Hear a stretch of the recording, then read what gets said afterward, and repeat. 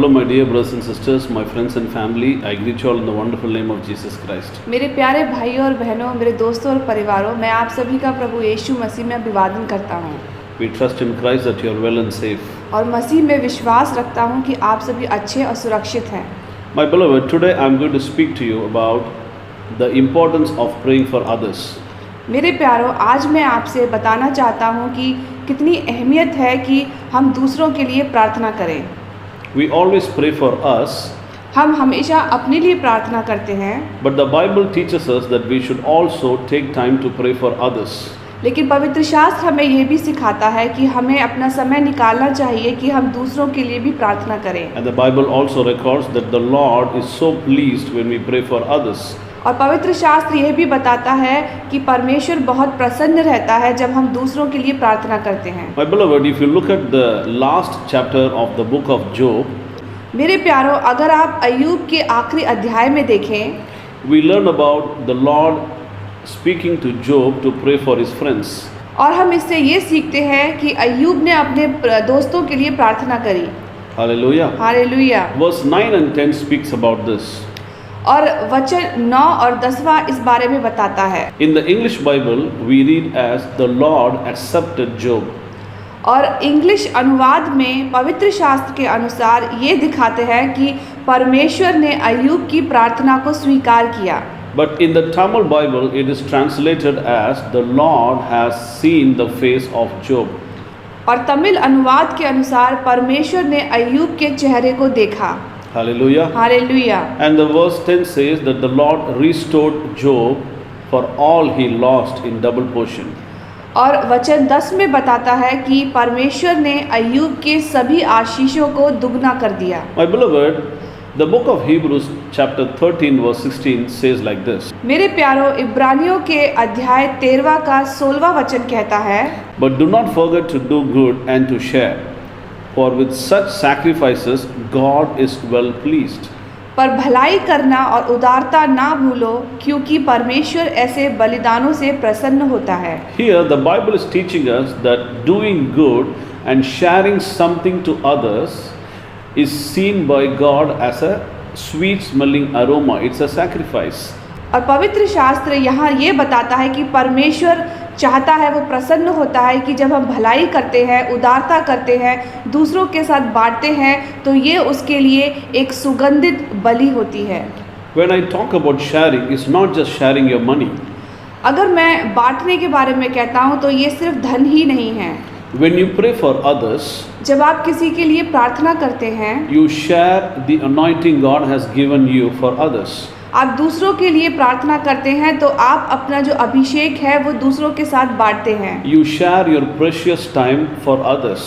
आप अपना कीमती समय दूसरों के साथ बांटते हैं। You share your energy by praying for others. आप अपनी ऊर्जा दूसरों के साथ बांटते हैं जब आप उनके लिए प्रार्थना करते हैं। When you pray with tears, you share your tears for others. अगर आप आंसुओं में प्रार्थना करते हैं तो आप अपने आंसुओं को दूसरों के लिए बांटते हैं। And that sharing is taken as a sacrifice by God. और ये उदारता, ये बांटने की जो आदत है वो परमेश्वर को बहुत प्रसन्नित करती है। Hallelujah. Hallelujah. My beloved, Lord, I'm going to share with you a story I read somewhere. मेरे प्यारों, आज मैं आपको एक कहानी बताना चाहता हूँ जो मैंने कहीं पढ़ी है। This story will help us to understand what we are looking at today. और ये कहानी हमें मदद करेगी समझने के लिए कि हम क्या बात करने वाले हैं, क्या देख रहे हैं। And the story goes like this. Once a man wanted to see heaven and hell. और ये कहानी इस तरह से है कि एक आदमी स्वर्ग और नरक देख रहा था। He went to God and he asked God that he wants to see heaven and hell and the Lord should take him. और वो आदमी परमेश्वर के पास गया और पूछा कि मैं स्वर्ग और नरक दोनों देखना चाहता हूँ। So the Lord took him and he pushed open the first door of a large hall. और परमेश्वर उस आदमी को लेकर गया और एक बड़ा सा दरवाज़ा उसने खोला। And when they entered, there were a group of people sitting around a large table. और उस बड़े दरवाजे को खोलकर एक बड़ा सा हॉल था जहाँ पर देखा काफ़ी लोग थे जो टेबल के मेज़ के चारों ओर बैठे हुए थे। And on the table was a large pot filled with delicious stew. और उस टेबल पर बहुत ही सुगंधित, बहुत ही स्वादिष्ट जो थे पकवान थे। and the aroma made the holy man's mouth water, but he noticed that the people looked very, very dull and famished. और उस पदार्थ की और उस पकवान की सुगंधित खुशबू से वो जो आदमी था उसके मुंह में पानी आ गया। लेकिन उस आदमी ने देखा कि जो टेबल के चारों ओर लोग बैठे हुए हैं वो बहुत ही बीमार लग रहे थे, बहुत ही कमज़ोर लग रहे थे। They were all looking sickly and they were all holding a long spoon in their hands. वो सभी लोग जो टेबल के चारों ओर बैठे हुए थे वो बहुत बीमार लग रहे थे और उनके हाथों में एक बहुत बड़ी बड़ी चम्मचें थी। And these long spoons were strapped around their arm. और जो वो बड़ी चम्मच थी वो उनके बाजुओं से बंधी हुई थी। When they were able to reach out and take spoonful of delicious stew, जब वो लोग उस स्वादिष्ट पकवान की ओर उनकी चम्मच जा पा रही थी, उसको पूरा भर पा रहे थे वो चम्मच में, but they were not able to put them into their mouth. लेकिन उस बड़ी चम्मच से उस स्वादिष्ट भोजन को वो अपने मुंह में नहीं डाल पा रहे थे, Because the handles were longer than their arms. क्योंकि जो चम्मचें थी वो उनके बाजुओं से, उनके हाथों से बड़ी थी। And the Lord spoke to this man and he told him that this is hell. और परमेश्वर से उस आदमी ने बोला कि ये नरक है, Because even though they had the resources, they were not able to enjoy it. और उस आदमी ने परमेश्वर की ओर देखकर कहा ये नरक है, क्योंकि उन लोगों के पास उस स्वादिष्ट भोजन के बावजूद भी उनके पास जो है स्रोत है भोजन का, तब भी उसे वो आनंदित नहीं हो पा रहे हैं, उसे खा नहीं पा रहे हैं। Now the Lord spoke to the man and he said he's going to show him heaven.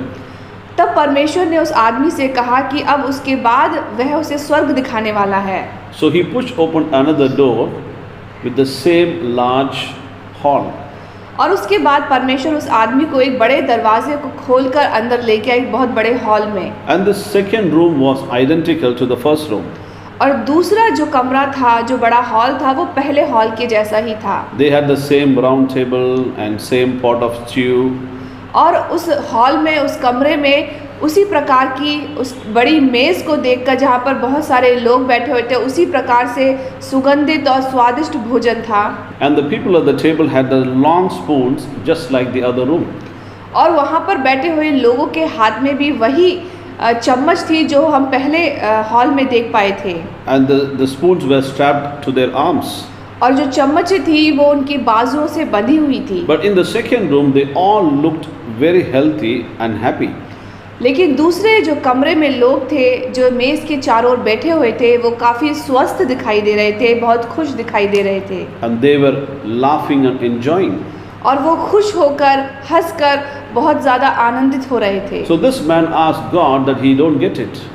और उस आदमी ने परमेश्वर से पूछा कि मैं समझ नहीं पाया। The similar rooms, table pots and the same stew. और उस आदमी ने परमेश्वर से पूछा कि दोनों हॉल भी एक जैसे हैं, कमरे एक जैसे हैं, मेज़ भी एक जैसी है, मेज़ पर रखा हुआ सुगंधित भोजन भी एक जैसा है।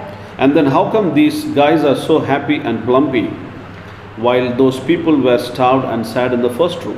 और उस आदमी ने पूछा कि किस तरह से ये जो लोग हैं इतने खुश हैं, स्वस्थ हैं, बल्कि पहले कमरे में लोग बहुत बीमार थे, बहुत दुखित थे। The Lord said, तब परमेश्वर ने कहा, it's very simple. ये बहुत साधारण है। These people in the second room have learned to feed each other. और परमेश्वर ने कहा कि जो दूसरे कमरे में बैठे हुए लोग ये अच्छी तरह से जानते हैं कि वो एक दूसरों को किस प्रकार से खिला पाएं। But the greedy, they only think of themselves. लेकिन लालची है वो सिर्फ अपने बारे में सोचता है। Hallelujah. Hallelujah. My beloved, we can learn lot of things from the story. मेरे प्यारों, हम इस कहानी से काफ़ी कुछ सीख सकते हैं। The Bible talks about Jesus Christ and his sacrifice in 1 John chapter 3 from verse 16 to 18. मेरे प्यारों, पवित्र शास्त्र में हम देख सकते हैं पहले यूहन्ना के 3 अध्याय के 16 से 18वें वचन तक कि परमेश्वर यीशु मसीह के बलिदान के बारे में बताया गया है। The Bible says, by this we know love because he laid down his life for us. और 16वें वचन के अनुसार हमने प्रेम इसी से जाना है कि उसने हमारे लिए अपने प्राण दे दिए। And we also ought to lay down our lives for our brethren. और हमें भी भाइयों के लिए प्राण देना चाहिए।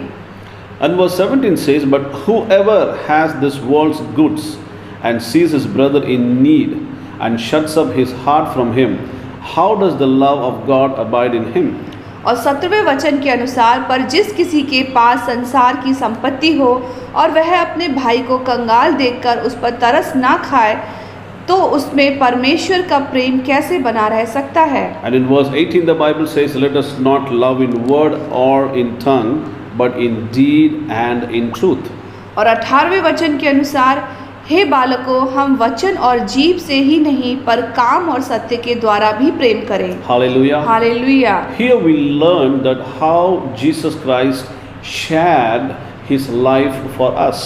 और हम यहाँ सीखते हैं कि किस प्रकार से प्रभु यीशु मसीह ने अपना जीवन हमारे साथ बांटा है। Our Lord Jesus Christ, he shared his breath, his blood and his life for us. प्रभु यीशु मसीह ने अपना जीवन, अपना रक्त और अपनी श्वास हमारे साथ बांटी है। Hallelujah. Hallelujah. If he never shared his life on the cross for us, अगर प्रभु यीशु ने क्रूस पर अपना जीवन हमारे साथ नहीं बांटा होता, we would have died in sin. हम पाप के कारण मृत हुए जाते। If our heavenly Father haven't shared his only begotten Son to give his life for us, अगर परमेश्वर पिता ने अपने एकमात्र पुत्र का जीवन हमारे साथ नहीं बांटा होता, we would have died in sin. हम पाप के कारण मृत्यु में जाते। Hallelujah. Hallelujah. Our Lord Jesus Christ is teaching us to share with others the good things that we have by laying down his life for us on the cross. प्रभु यीशु मसीह हमें सिखाता है कि हमारे पास जो भी अच्छा है वो हम दूसरों के साथ बांटे, कि किस प्रकार से उसने अपना जीवन हमारे साथ बांटा है। My beloved, we read in the Bible that we ought to lay down our life for our brothers. मेरे प्यारों, पवित्र शास्त्र कहता है कि हम अपने प्राण को अपने भाइयों के लिए बांटे। It doesn't mean that we have to die for them. इसका मतलब ये नहीं है कि हम अपने भाइयों के लिए मर जाएं। Only Jesus Christ can die for you and me.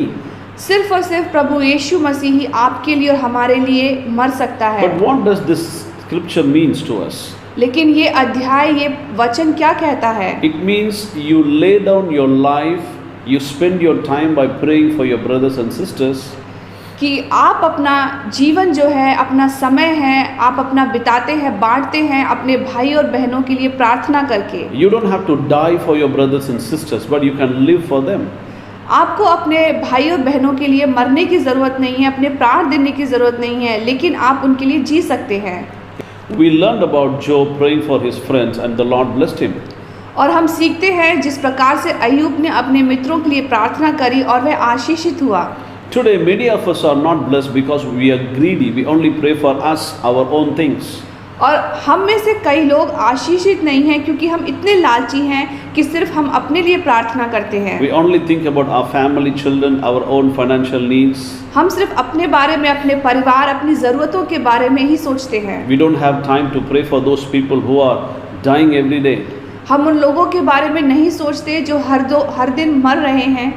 My beloved, if you look at the churches around the world, मेरे प्यारों, अगर संसार में चारों ओर अगर आप कलीसिया को देखें, if you have a famous artist coming for worship, अगर आप देखते हैं कि एक बहुत ही प्रसिद्ध कलाकार अगर स्तुति में आता है, प्रभु की आराधना में आता है, the churches are full. और वहाँ पर जो है कलीसिया भरे हुए होते हैं, लोग अधिकतर होते हैं। But if the pastor is calling the church people to pray for the nation, लेकिन जब आपको आपका पास्टर इस देश के लिए प्रार्थना करने के लिए बुलाता है, to pray for the souls that are going to hell, उन आत्माओं के लिए प्रार्थना करने के लिए जो नर्क में जा रही हैं, people become busy. They don't want to come to church. और लोग व्यस्त हो जाते हैं, वो कलीसिया नहीं आना चाहते। In most of the churches, we see only old people coming to the prayer meetings and sitting and praying. और अधिकतर कलीसियाओं में हम यही देखते हैं कि वृद्ध लोग, जो बड़े बुजुर्ग लोग हैं, वही आकर प्रार्थनाएं करते हैं। The Lord is not pleased with that, my beloved. परमेश्वर इन सब से प्रसन्न नहीं होता मेरे प्यारों। If you spend your time with others to pray for the nation, to pray for the people around you, अगर आप अपना समय दूसरों के साथ, इस देश के लिए, अपने लोगों के साथ लिए प्रार्थना करने में बिताते हैं, when people of prayer come together, जब लोग प्रार्थनाओं में एक साथ आते हैं, when they come together for intercession, जब लोग एक साथ आते हैं दूसरों के लिए प्रार्थना करने के लिए, when these praying people come together with one heart and one accord, और जब लोग एक हृदय एक आत्मा के साथ आते हैं, God will shake our nations. परमेश्वर हमारे इस संसार को, इस देश को हिला देगा। God will heal the land. परमेश्वर इस धरती को आशीषित करेगा, इस धरती को चंगाई देगा। He will bring back the prosperity and the blessings. वो हमारी समृद्धि, हमारे आशीषों को वापस देगा, And He will bless us too. और वह हमें भी आशीषित करेगा। He will bless you because He will come to know that you are not greedy. वो आपको आशीषित करेगा क्योंकि वह यह जान जाएगा कि आप लालची नहीं हैं। He will come to know that you are not just worried about you and your family. वो ये जानता है कि आप अपने लिए नहीं, अपने परिवार के लिए ही नहीं लालची हैं। He will come to know that you are someone who worries about others, who have concern about others. वो ये जानेगा कि आप उनमें से हैं जो दूसरों के लिए, उनकी परेशानियों के लिए आप बहुत चिंतित हैं। As we saw in the story, और जिस प्रकार से हमने कहानी में पढ़ा, the greedy people were not fed back, और जो लालची लोग थे उनको खाना नहीं मिला, but those who fed others were fed back.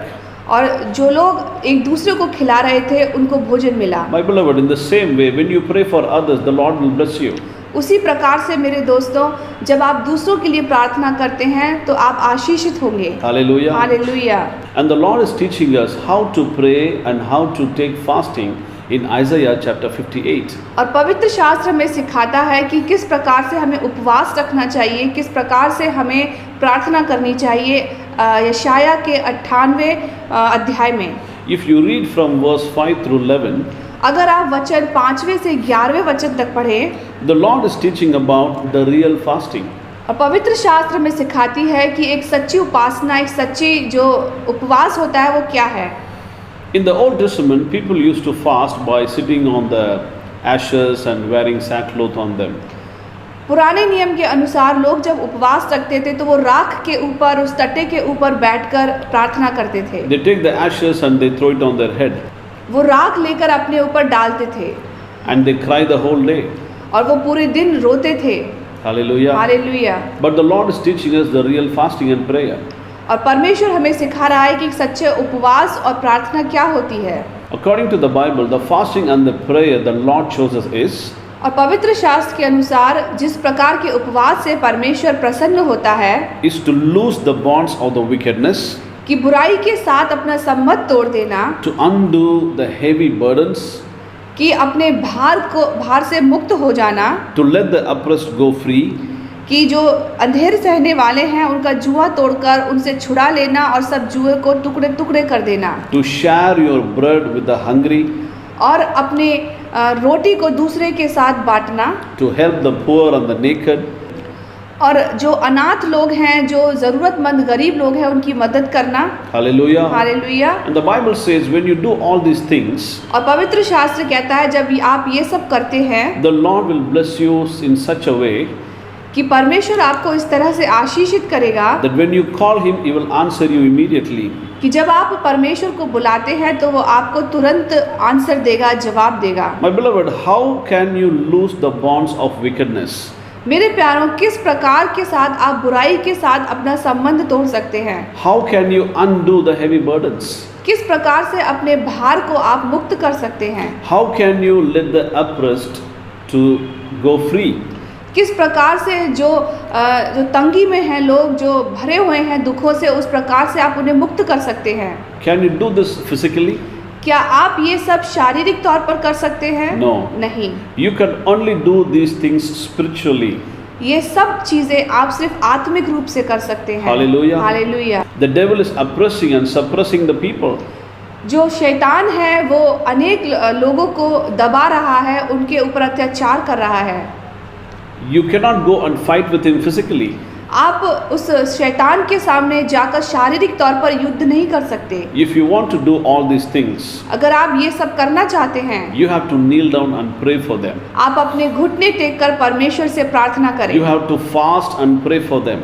आपको उनके लिए प्रार्थना करनी होगी, उपवास रखना And होगा। God will use your prayer as a weapon, and then He will loose the burden of the people.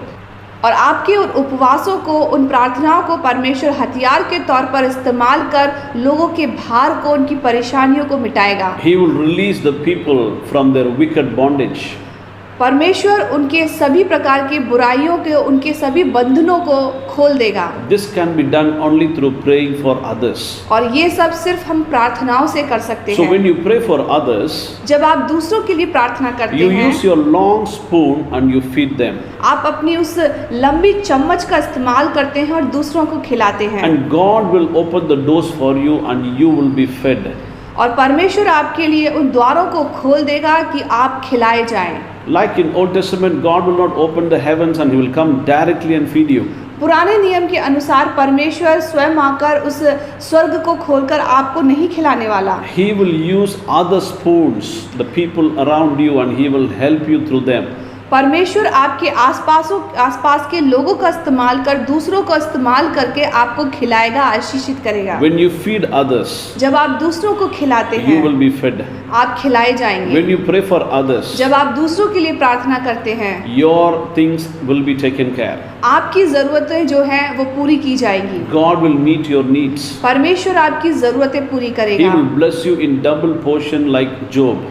वो आपको अय्यूब के समान दुगने में आशीषित देगा। The Bible says in verse 8 that after doing all these things, then your light shall break forth like the morning.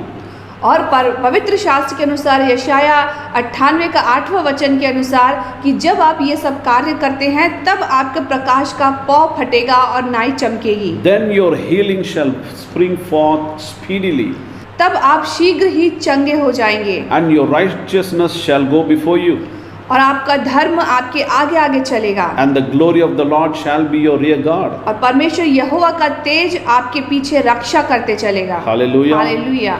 And the Bible says in verse 10 and 11 like this: और जिस प्रकार से वचन 10वां और 11 कहता है, If you extend your soul to the hungry, अगर आप अपना हाथ, अपने आत्मा जो है, जो भूखे की ओर बढ़ाते हैं, दीन दुखियों के सामने बढ़ाते हैं, and satisfy the afflicted soul, और उन दीन दुखियों की सहायता करते हैं, उनको संतुष्ट करते हैं, then your light shall dawn in the darkness, and your darkness shall be as the noonday. तब अंधियारे में आपका प्रकाश चमकेगा और आपके घोर अंधकार दोपहर का सा उजियाला हो जाएंगे। The Lord will guide you continually और यहोवा तुझे लगातार चलाएगा and satisfy your soul in drought. और अकाल के समय तुझे तृप्त करेगा। I'm saying it again, and satisfy your soul in drought, और फिर कह रहा हूँ कि अकाल के समय में आपको तृप्त करेगा and strengthen your bones. और आपकी हड्डियों को हरा भरा करेगा। Hallelujah. Hallelujah. The Bible says you shall be like a watered garden, और पवित्र शास्त्र कहता है कि तू सींची हुई बारी और ऐसे सोते के समान होगा, and like a spring of water whose waters do not fail. और उस सोते के समान जिसका जल कभी नहीं सूखता। Hallelujah. Hallelujah. Can you see the blessings that follows क्या आप देख सकते हैं जो आशीष हमारे पीछे चलता है when you extend the goodness that you have for others? कि जब आप अपनी अच्छाइयाँ, अपनी उदारताएं दूसरों के लिए बांटते हैं। In verse 8 we read the word then. हम 8वें वचन में पढ़ते हैं जो शब्द है मतलब तब। Hallelujah. हालेलुया।